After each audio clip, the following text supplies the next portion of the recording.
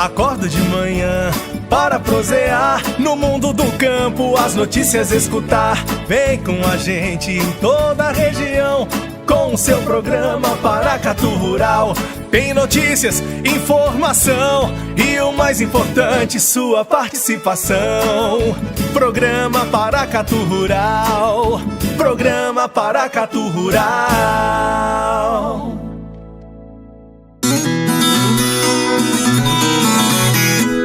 O Paracatu Rural participou no mês de maio do 2º Seminário Tendências do Agronegócio, organizado pelo Sebrae e Irriganor em Unai, Minas Gerais, que levou a discussão sobre 2 temas importantes: irrigação e sustentabilidade.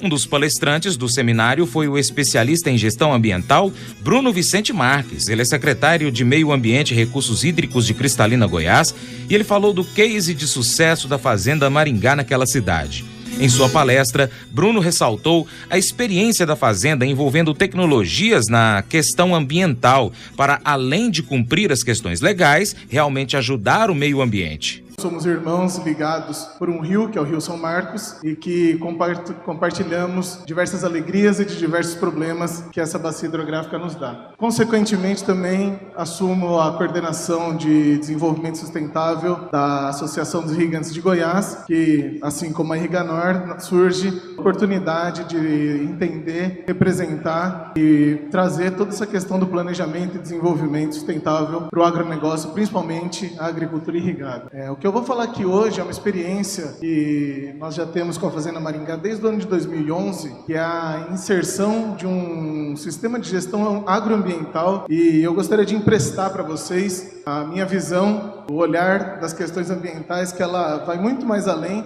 do que o cumprimento da legislação vigente, APP e reserva legal, e desmistificar um pouco essa questão e essa distância que se tem quando fala sobre a questão ambiental na agricultura e no agronegócio de uma maneira geral. Eu vou passar por 5 pontos aqui com vocês. Eu queria fazer uma introdução primeiro sobre o que foi o desenvolvimento da agricultura. Então, o que a gente pode ver, e o que foi falado até agora também, que até a segunda metade do século XX, com o advento da Revolução Verde, a agricultura, de uma forma geral, alcançou novos patamares. Nós tivemos aí o avanço tecnológico na questão de genética, nas máquinas, nos implementos, inclusive na questão da irrigação, com a instalação dos primeiros equipamentos e a popularização deles, né? Na cidade de Cristalina, o primeiro equipamento de irrigação foi instalado no início da década de 80, pelo Honorato Paludo, e aí hoje nós somos, junto com Unai e Paracatu, a maior área irrigada por pivô central da América Latina. Então, temos muito o que trabalhar e principalmente pensar em como a gente vai utilizar essa tecnologia de forma mais adequada. Então, quando o Dr. Décio fala sobre essa questão da nova agricultura, da agricultura 4.0, né, a gente tem,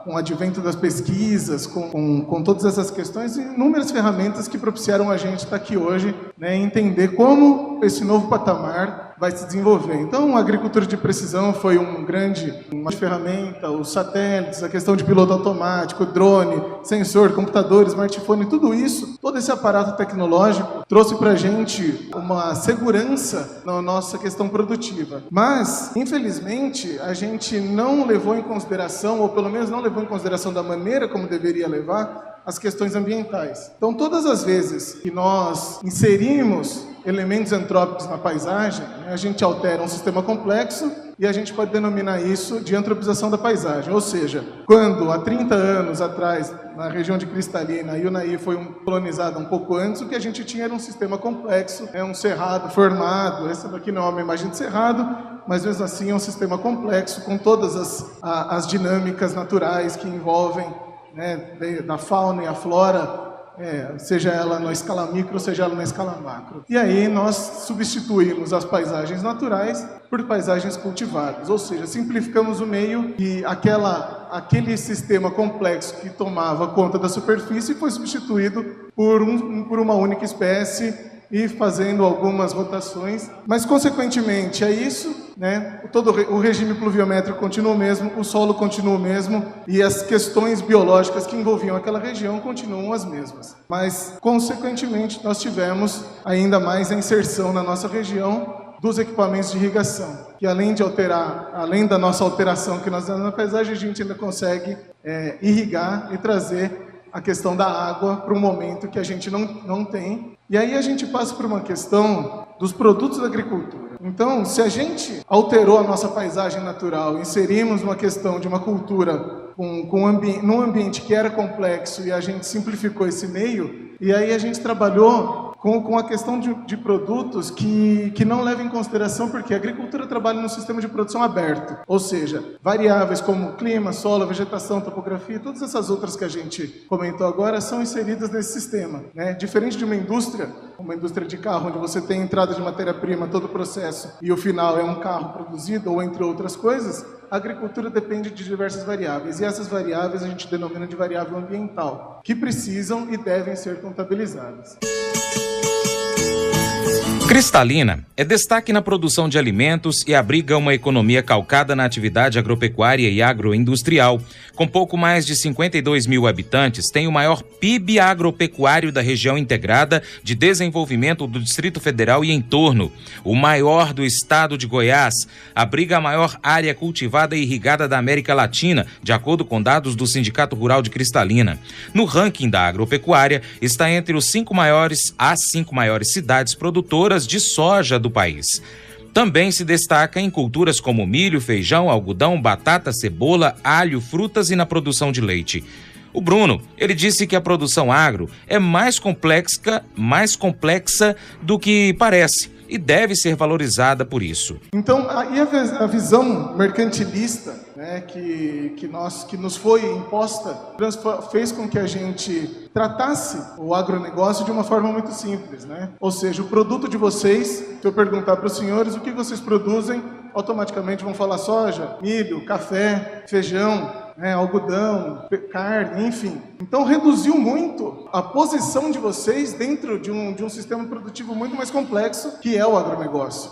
Então, os pacotes tecnológicos e a antropização da paisagem proporcionaram diversos produtos do agronegócio que a gente não contabiliza. Ele trouxe para vocês estabilidade produtiva e trouxe para vocês rentabilidade. Afinal de contas, falar que os senhores estão aqui e não são um exemplo de sucesso seria muita covardia. Mas, automaticamente, essas questões que envolvem a questão ambiental, e a gente tem que falar sobre isso, que são produtos da agricultura, e a gente tem que admitir que esses produtos são oriundos de impactos ambientais negativos da agricultura, e que a agricultura, como atividade humana, como qualquer atividade humana, causa impacto ambiental, e isso nos dá a oportunidade de conhecer melhor o que nós estamos fazendo para melhorar continuamente. Então, a perda da biodiversidade, o aumento de pragas, doenças, processos erosivos, assoreamento do corpo d'água, mudança do regime hidrológico, todas essas questões, infelizmente, também são produtos da agricultura. E aí, automaticamente, a gente tem, junto com a estabilidade produtiva e a rentabilidade, o famoso subdesempenho satisfatório. Isso é uma palavra que o professor Afonso Peixe gosta bastante de usar. Quando, por exemplo, nós investimos o nosso capital, investimos a nossa terra, investimos os nossos recursos para produzir, por exemplo, 80 sacos de soja, que é uma produção considerável, 80, 85, 90 sacos de soja. Quando a gente não leva em consideração as questões ambientais, a gente acha que a inserção desse pacote tecnológico, máquina, implemento, insumos, entre outras coisas, são a solução para o nosso problema, e aí automaticamente no final da safra a gente colhe 65, 70 sacos de soja, a gente acha isso muito bom, a gente consegue pagar as nossas contas, consegue fazer uma viagem, consegue fazer alguma coisa, mas a gente investiu o nosso capital para produzir 80 e 90. Por que a gente conseguiu? Por que no final das contas a gente consegue produzir 70 e fica feliz, sendo que no final das contas a gente queria produzir 90? Isso trouxe aquela questão, aquela satisfação de ser um produtor e de ter essa capacidade de se rentabilizar num momento onde nem todos conseguiram. Eu participei uma vez de uma palestra e o palestrante falou uma coisa que me marcou, que ele falou, qual é a CTC da sua fazenda? E o cara deu um número e falou, não, a CTC é a capacidade de troca de caminhonete. E, infelizmente, essa é a visão muito reduzida, porque a gente não está no mercado simplesmente para trocar caminhonete, a nossa missão é muito mais nobre do que a nossa satisfação pessoal. Vocês são produtores rurais e, infelizmente, essa loucura de vocês vão ter que produzir alimento para o mundo, e não só trocar de caminhonete ou fazer uma viagem internacional. Então, admitir que temos impactos ambientais e que os impactos ambientais são produto da agricultura, isso faz com que a gente crie uma oportunidade para melhorar constantemente. Quando a gente trabalha nesse sistema aberto e a degradação ambiental é uma constante e não tem o controle, a gente compromete a nossa renda. A partir do momento que a gente compromete a nossa renda, fica vulnerável o nosso poder de compra, a nossa capacidade de se estabilizar. Fragilizada essa capacidade de compra, fragiliza também a nossa capacidade de negociação, inabilita o acesso dos senhores ao crédito e, consequentemente, ao longo do tempo, os produtores são excluídos do negócio. A gente perdeu a capacidade de interpretar o ambiente e seus diferentes ecossistemas. Se eu perguntar para os senhores aqui quantos agricultores quebrados os senhores conhecem, as senhoras conhecem, isso é um produto da agricultura brasileira e do sistema que nós temos hoje, de sistema financeiro que nós temos. Infelizmente, o Brasil é o país que mais produz agricultor quebrado, mais produz produtores inabilitados para o crédito, justamente porque não leva em consideração algumas questões importantes. Então, quando a gente trabalha para produzir 80 sacos de soja, 90 sacos de soja, colhe 60, colhe 55 e fica feliz, no primeiro evento extremo que a gente tiver, no segundo ou no terceiro, seja por seca, seja por chuvas torrenciais, seja por incidência de praga ou doença, ou N motivos, a gente começa a comprometer a nossa rentabilidade e automaticamente, ao longo do tempo, a curto, a médio ou a longo prazo, os agricultores que não se atentam às questões ambientais são excluídos do negócio. Então a gente precisa interpretar efetivamente o ambiente que a gente está inserido como atividade agropecuária, como atividade que depende única e exclusivamente de interações ambientais. E ter essa capacidade de volta de interpretar os ecossistemas. Mas eu vou dizer uma coisa pra você, viu? Se quiser colocar propaganda sua aqui nesse programa, eu vou dizer um negócio, você vai ter um resultado bom demais, senhor. Isso mesmo, é facinho, senhor. Você pode entrar em contato com os meninos ligando o telefone deles, é o 38, é o 991810123, bem facinho. É muito bom porque aí a sua empresa vai sair dentro de um programa que é ligado aí ao homem para a mulher do campo. É bom ou não é, só?